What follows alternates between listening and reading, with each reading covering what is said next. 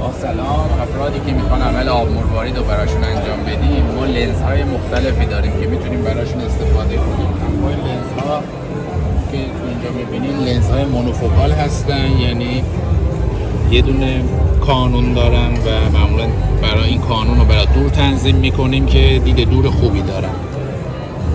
لنز سینری یا لنزهای تریفوکال هست، چند کانونه که هم دید دور، دید بینابینی و دید نزدیک میدن. لنز پیورسی هست که اینم برای دید نزدیک و دور هست. در این افرادی که میخوان یک پیش بینی کنن که بعد از عمل آب مروارید و گذاشتن لنز چطور چه دیدی خواهند داشت، میتونن به این سایت مراجعه کنن و این سیمولیتر رو دانلود کنن، از یوتیوب ببینن این ویدیو رو. اینجا نوع لنز رو انتخاب میکنن، لنز تک کانونه و لنز سه کانونه. افرادی که لنز تک کانونه گذاشته دید نزدیکشون تاره، اینجا میبینید این سه کانونه گذاشته، منو رو خوب میتونه بخونه ولی این دیدش تاره، ولی دید دور هر دو تاشون. اینجا مقایسه کنید بین دید